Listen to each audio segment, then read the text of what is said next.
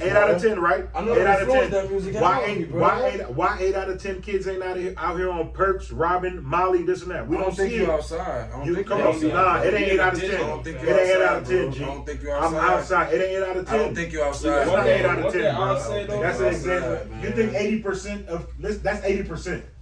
80, hell no. Of kids doing what the rappers say? Yeah. No. No.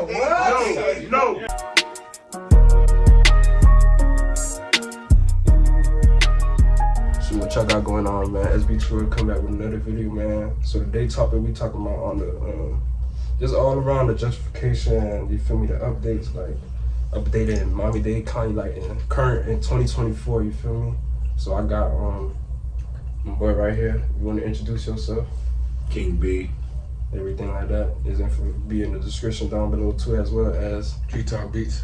Gtalk Beats in the cut. So his information will be in the description down below too as well. So we talking really on today, like how everything, you feel me, is taking place right now and shit like that, and how it was from back then, from y'all era to my era, you feel me? Because I'm still new school and everything like that, like 2000s and everything like that. And then y'all boys was coming up early 2000s and the 90s and stuff like that, and shit how it was and everything like that. I know shit was like kind of sour now and everything like that around my generation and everything like that, from like 2010 to 2020 until now. But y'all boys, you feel me, is going up from 2010 to under like 05 and 06, stuff like that. And y'all boys graduated around like in the 90s, right?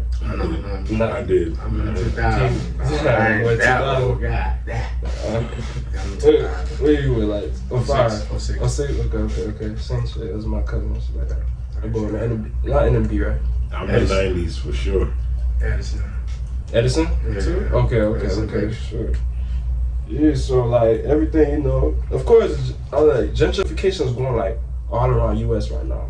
All around the world. All around gentrification right now. But we see that shit is coming like real down in like Miami right now, especially Little Haiti, to be exact, and everything like that. The Haiti Libby City, they breaking down the whole pork beans. They're trying to bring Miami as a like Magic City now. They're trying to change that whole shit.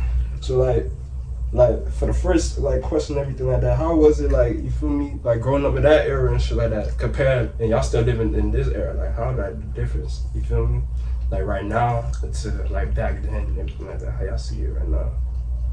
I mean, since I'm older, like, yeah. You know, growing up in Little Haiti, back then you saw a lot of prominent Haitian business owners, Haitian restaurants, Haitian teleco, Haitian beauty salon, Haitian corner store, like everything Haitian, so it felt community, you know what I'm saying? Most definitely. And the fact that Little Haiti is one of the only predominantly Haitian communities in Miami, I feel like they should have did a better job of trying to preserve what was community, you know what I'm saying?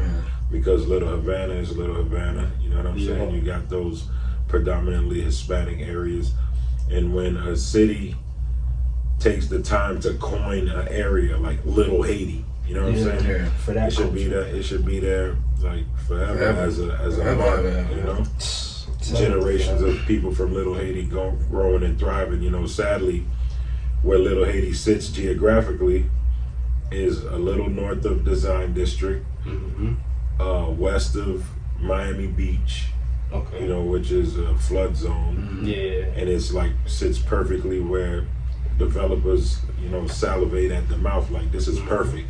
It's not far from the airport, not far from downtown, not far from the beach. Perfect. So right there, convenient. And you know, so from back then it just was, you know, they had manifestations on 54th Street, you know, Haitian protests, Little Haiti parade, Little Haiti. So, you know, just so much with just community, the Haitian churches, you know, all of the things that transpired over the years, and to see that it's being threatened right now is like crazy. But the thing is, you know, there's an opportunity to preserve some of it, but will it happen? No. You know, when most developers come to a community, the city mandates that those developers put some money back into that community.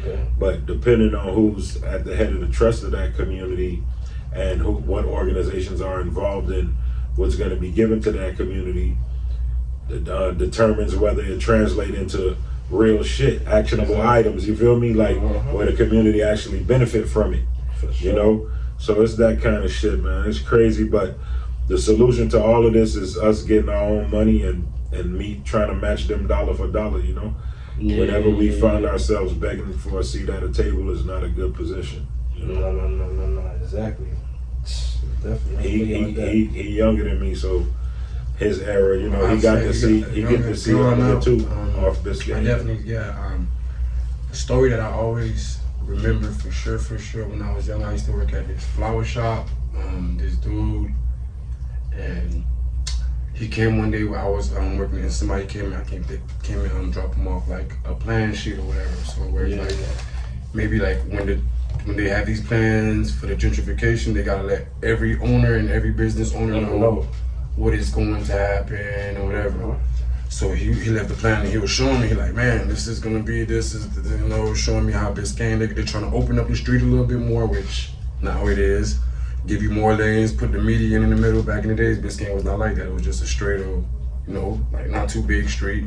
Yeah. And then he just showed me that plan, and from there, like, that's stuck forever. And like, even to this day, when I ride around that area, and I be like, God damn, like, I go back to him, because like, yo, the gentrification was in the making a long time before, like a long time before. It was a plan for a minute now. Long time.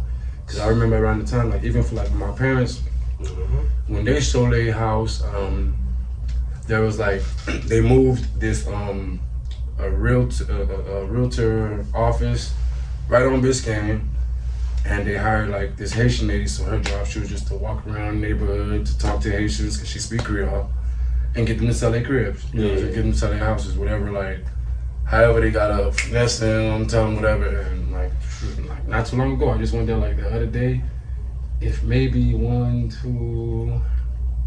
probably like 3 people or maybe 2 people left on the block that 3 people that are on the block that I used to be on, that I know.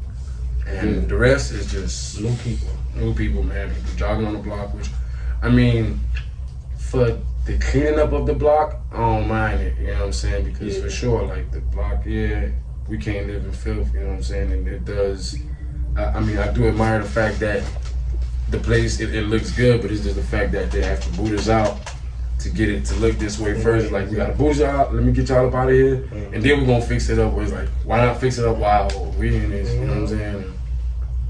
Facts, dog. Fact.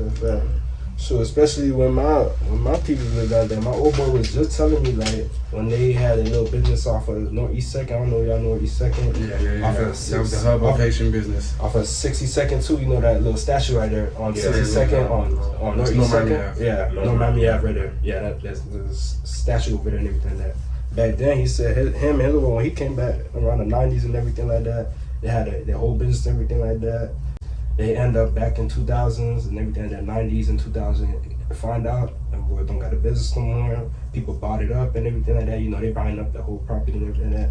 And I feel like the thing is, what they doing is they trying to raise the rent and everything like that. Taxes. Because a lot of these Haitians, they own a lot of places. They own these warehouses back in the day. You know? They ran them out. They started with them warehouses, ran them Pepe markets.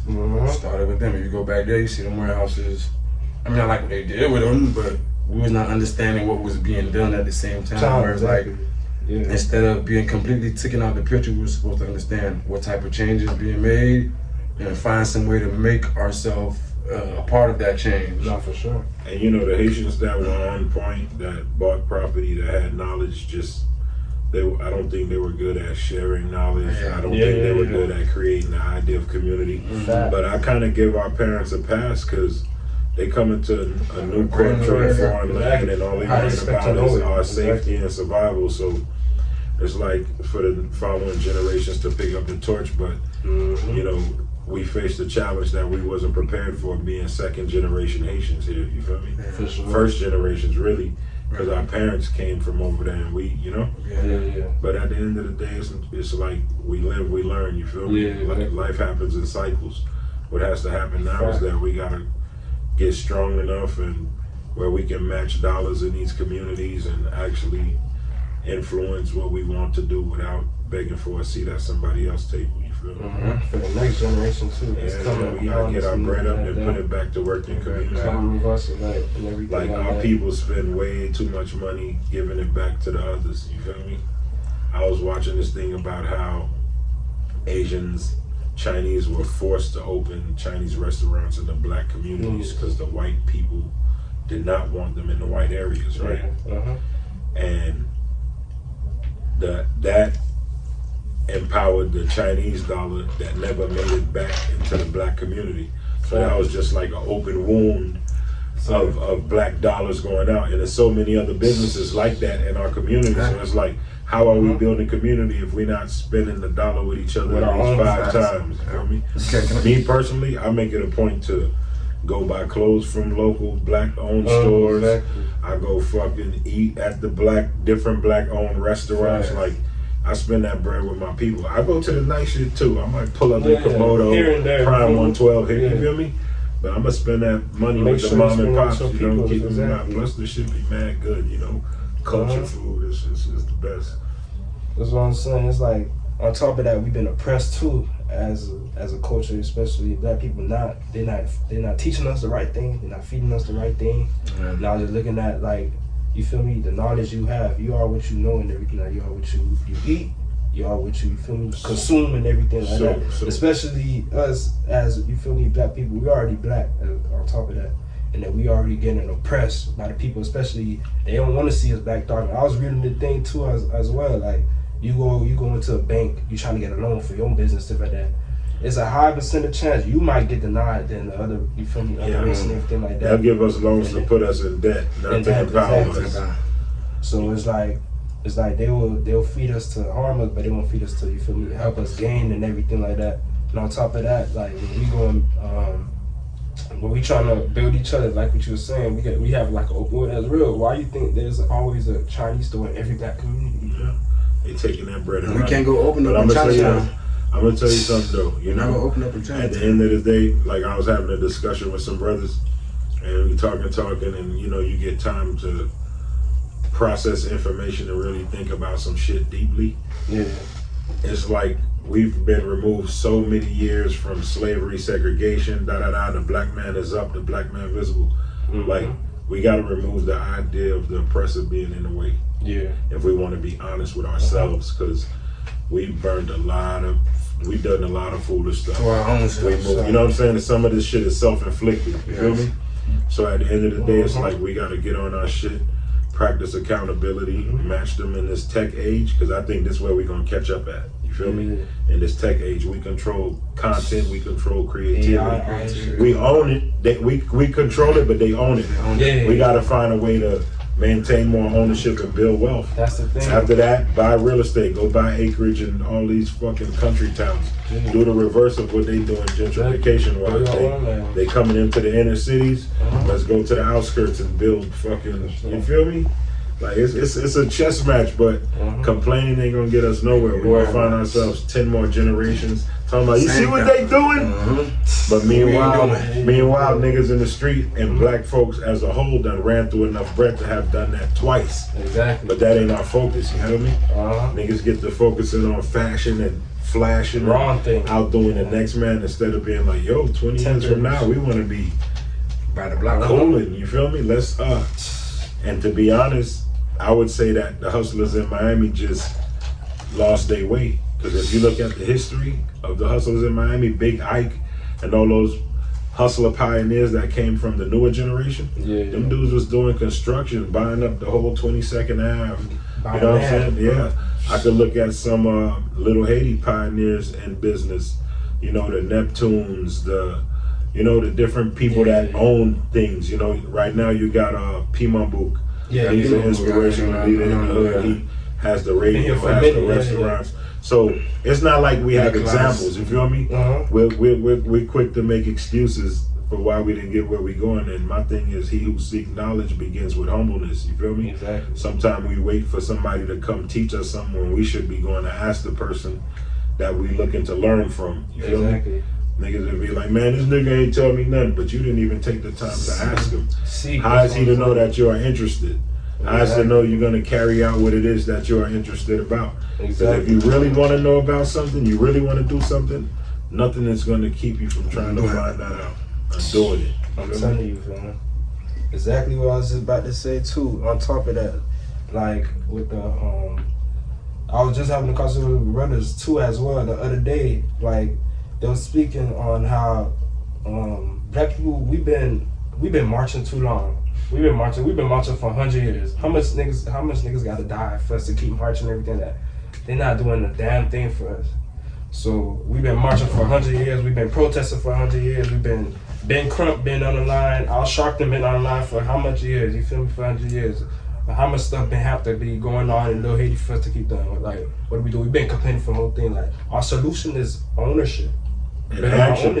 Taking action, exactly. Because it's like ownership. At the end of the day, we feel like if a march didn't happen, then we not doing nothing. Exactly. But after the march happens, there's no action. You know what I'm saying? Exactly. The best protest is a silent one, and it's a protest of action. You know what I'm saying? Plan and action and execution. You're just doing shit, and then you look up, and then there's action. But with the protests, I feel like those guys, those Al Sharpton and those guys that make you pay for protesters to pull out.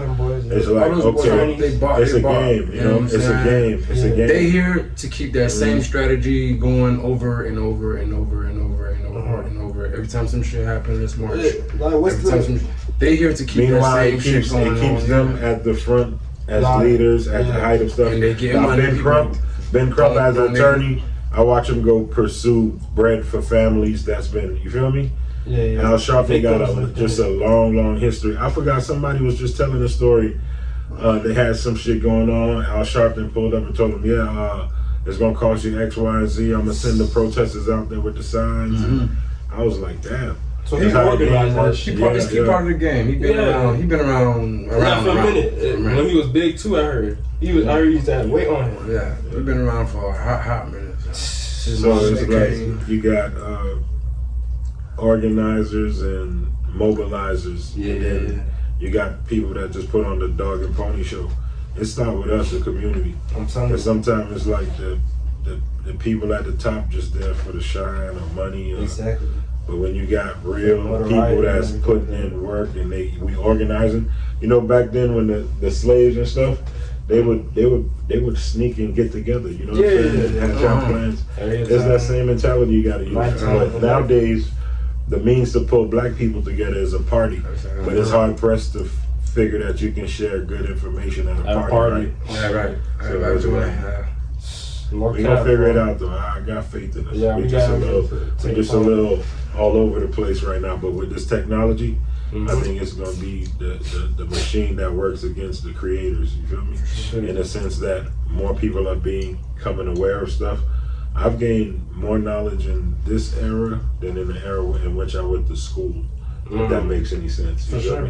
Just learning about stuff and especially with the technology advancement. I love the information age. People be like, oh, social media, internet, man. I love that shit.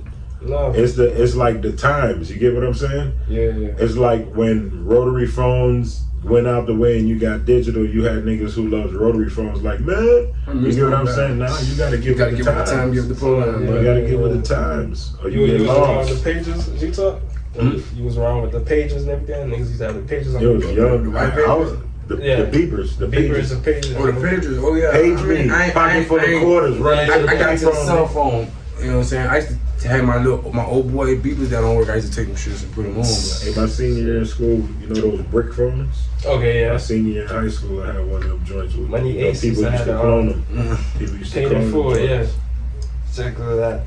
No, for real. And then one thing that Natiki said when he was down here, when he was with y'all with Earn Your Leisure, he said knowledge is not really power. It's applying it. It's really applying it because you could have all the knowledge in the world. Like, what are you doing with it? You feel me? You gotta do something. You gotta put it into action. You gotta put it in. You feel me? And you gotta spread it because you're not gonna be here for long. Right. Who says you can't? You feel me? Perish tomorrow. You gotta spread that knowledge, apply it, knowledge and everything like that. Nah, definitely. And on top of that, what you were saying before, I think you were talking about how the people, how we should get the people, like you said, on parties. Yeah, that's how we're gonna get the people. And another thing I wanna say is I feel like the problem with these people today is like we distracted. Oh yeah, You easily, distracted. easily. I But feel like that's it's about when to come to an end. Yeah. You know why? Not an end, but a slow. Because Mhm. everybody, shit fucked up, economy. So when people are searching, they pay the most fucking attention. Yeah.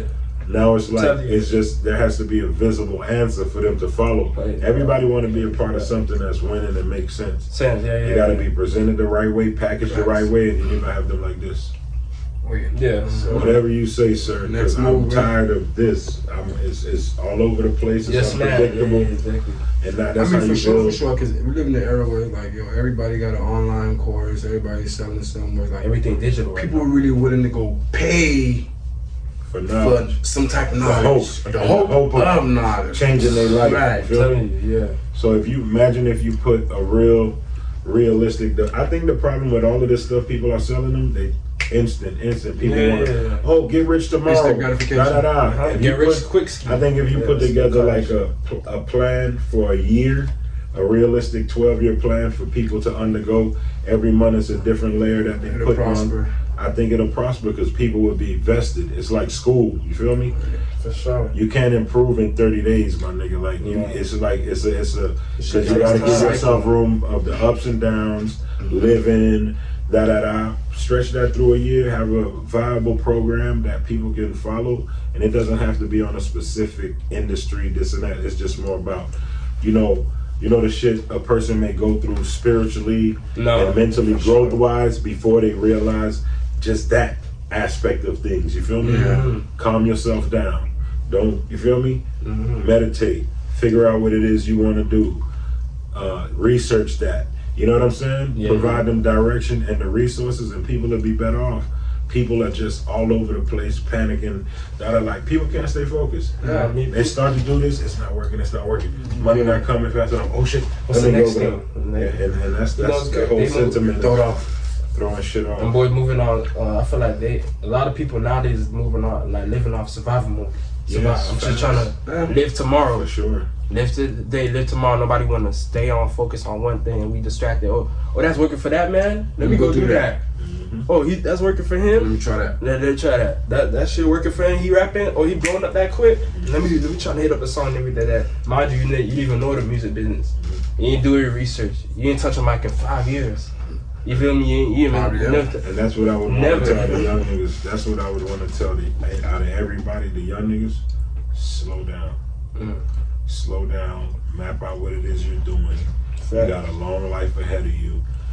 You don't have to get rich at 21. It would be beautiful. Yeah. You may not have the discipline and responsibility To needed to be- maintain it, Exactly. but slow down. Map life out. You don't have to, you feel me? Take Make sure your this time. shit is long and beautiful. You feel me? Facts. These young niggas be doing too much drugs, moving fast. Short high. Yeah. Yeah. Short Everybody. highs. You gotta be like, have long vision. And it's hard to tell people who couldn't wait to get out of school just to party that. You feel me? Yeah. But once you get past 21, you gotta start to say like, damn, in 10 years, I would like to be this. And you gotta put the plan together to make it happen. Do it in 5. Yeah, you can do it in 5 if you Just gotta be discipline. dedicated. Man, you can do it in 1. So, Yeah. man, you got all these people and these young niggas moving off of like impulse. Yeah. A lot of people moving on impulse. You got You know, fame is a drug that sadly social media has given the potential access to fame to everyone. So now everybody is firing their shot for their 15 minute, and some in a tasteless way, some that's just like, you know?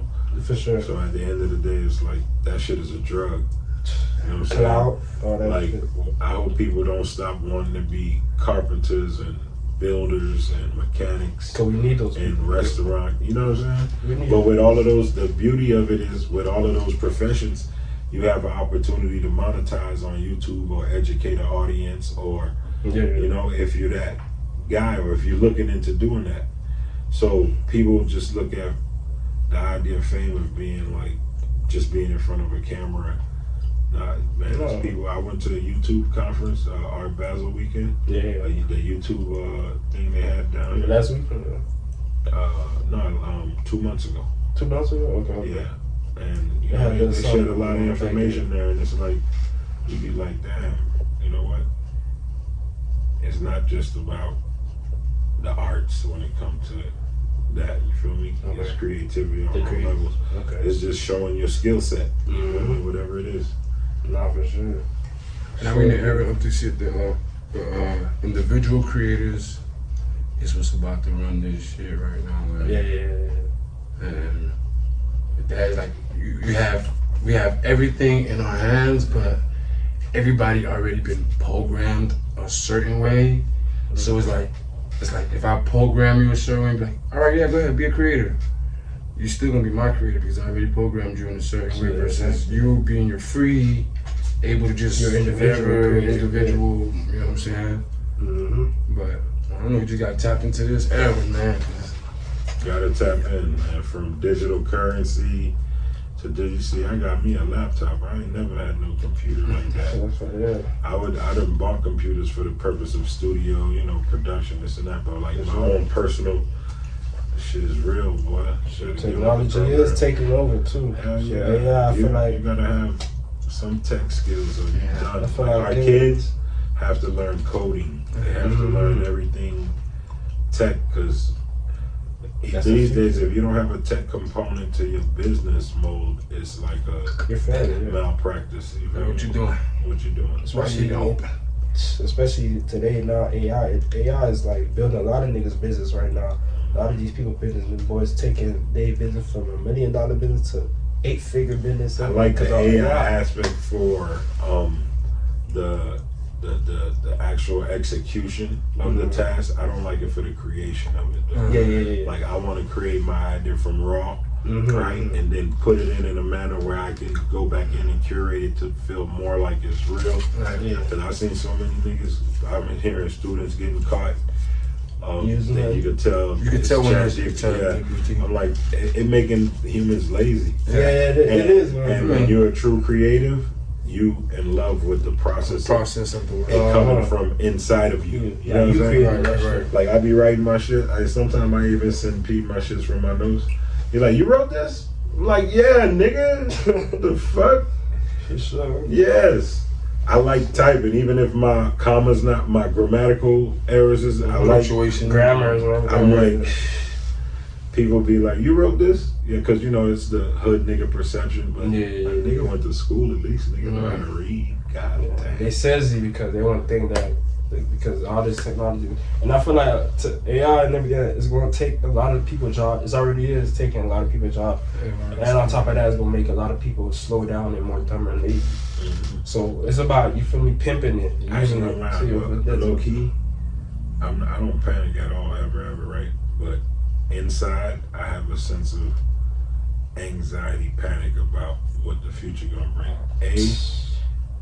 I'm confident in what we doing creatively to secure that, right? But it's about how prepared am I skilled wise for a quick transition. Say like in 2 years they be like, okay, boom, boom, boom, this, that, am I fucking ready to take it on? You get what I'm saying? Exactly. But so niggas gotta be prepared, boy. The niggas who more caveman than me, that's on the block, that never touched a computer, I feel for them. Them the ones, they gonna turn into what our Haitian parents was. Lisa pour moi. Open this for me. Tell me, you feel me? You know how our parents was? We had to do everything for them. It's gonna be that kind of shit. Technology. You gotta stay in the game. Tell you, shoot, that lead us to the last, that lead us to the next conversation right there about the you feel me, the music influence and everything like that. An alternative we gotta push to our growing youth. Like what's the alternative thing we gotta push on the youth? You feel like the music influence, like these niggas seeing what they seeing on their favorite rapper doing and everything like that. They want to pick that up, or they might see that's working for my favorite rapper. Let me pick that up. And you feel me? That's destroying our youth and everything like that. So they're picking up the habits of their favorite rapper and everything like that, not knowing that's not for them. You feel me? That's for your rapper. That works for him. And you know that should be going. It's been a cycle for a minute now. For rappers picking up and everything like that. How that music is influencing our youth. These niggas that's and everything like that, and thinking that they could do whatever they rapper doing. Although he may not be living like that. The rapper may not be living because you know how the music industry working. They pay you, and especially black people, because we never seen that amount of money. They'll pay you to portray this image and everything like that, portray this gangster image. So because to be honest, in this era we living in, sex sells. You know, gun sells. You know, drug sells right now. That's what's selling right now. Those things forever sold in the United States of America. Those things were forever part of the culture, and it sucks that hip hop is the only genre where they're like, oh, it's killing. It's just explicit. And my thing is like, okay, at the end of the day, them dudes' lifestyle, they putting their lifestyle in the music, right? Yeah. When you look at the amount of kids affected and the other amount of kids that look at it as pure entertainment and the grand scope of the world, the kids that get lost to that is going to be looked at as collateral damage. And most of the kids that do get lost to that, right, are kids that are already in that demographic to go in that direction. You feel me? It's going to be a problem when suburb kids start doing it in droves. White kids, you feel me? I mean, they doing it. But it's just not big enough to be a problem. You know, they always been doing it. That's why that movie came out, that Jamie Kennedy movie, Malibu. You know, you got Eminem as one of the. You know, you got spots of it, but when it becomes a big enough problem, then they'll look at it as an issue. You feel me? You know, at the end of the day, it's like we should be able to create, just like music is just a verbal movie. You know what I'm saying? They're not gonna tell Tarantino and those other guys they can't make Scarface movies or gory. You feel me? Jay-Z got a line where he says Scarface the movie did more than Scarface the rapper to me. You feel me? Scarface the movie influenced me more than Scarface the rapper. You feel me? So at the end of the day, some of those conversations remove responsibility from the home too. You know what I'm saying? Like the lyrics is bigger than the parents. The lyrics is bigger than the culture in the home.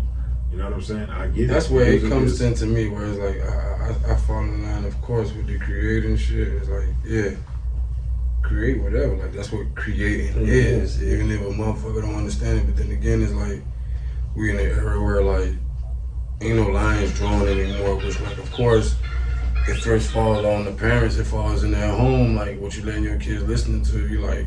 You hear this shit cursing, you just got it just playing, like, that's kind of up to you. That mean that's what you want to teach your kids. That's what you allow them, You know what I'm saying? Because I can remember being a kid where it's like certain music was not allowed in the house, where I couldn't play certain shit.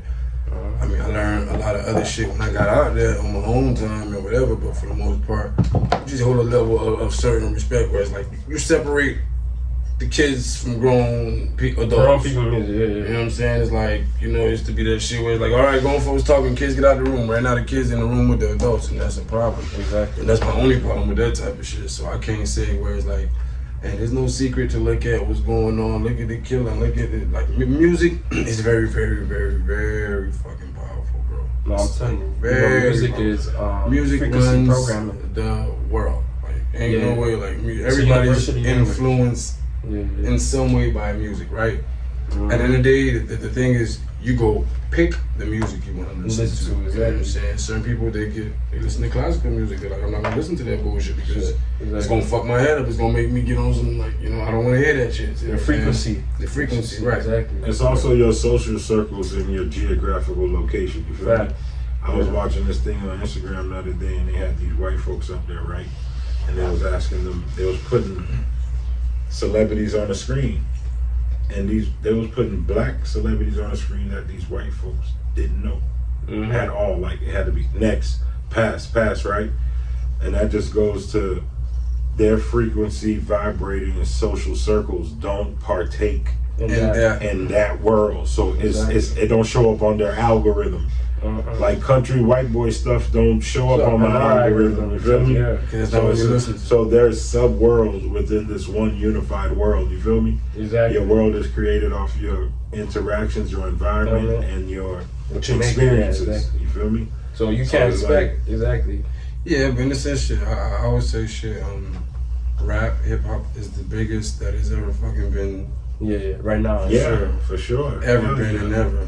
Like, whereas, like, nigga, even in the suburbs, it's everywhere. Like, but you only had ghettos and niggas with extenders in their head. Now you can go look at old hip hop.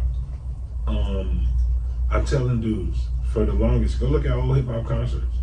White people everywhere NWA, all these guys. Yeah. That's what I'm saying. The people that started, they started like KS1 and DJ Son, I forgot his name. He started with around 1973 because 50 years of hip hop just last year. So it's KS1 and somebody else, DJ. I forgot his name.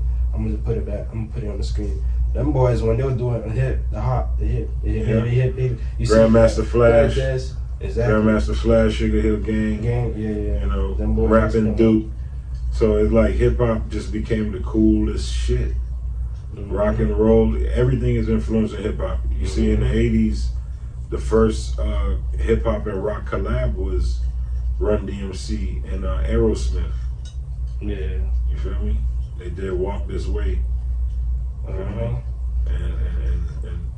But I'm like,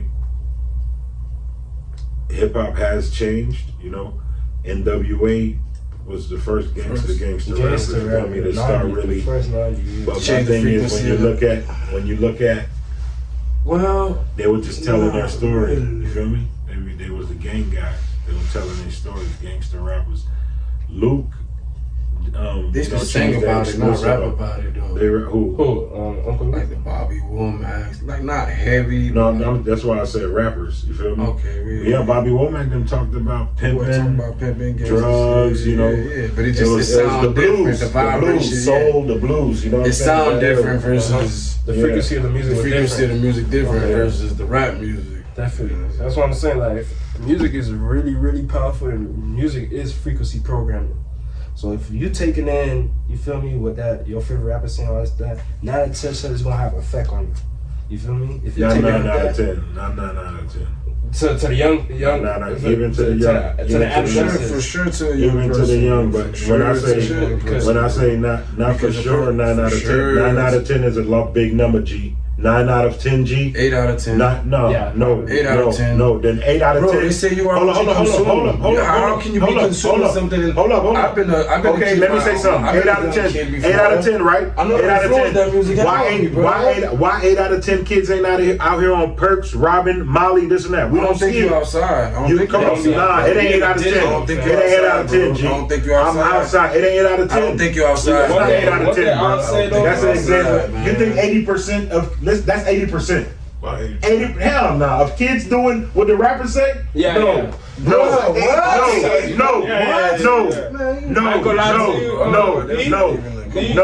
don't know what you talking about.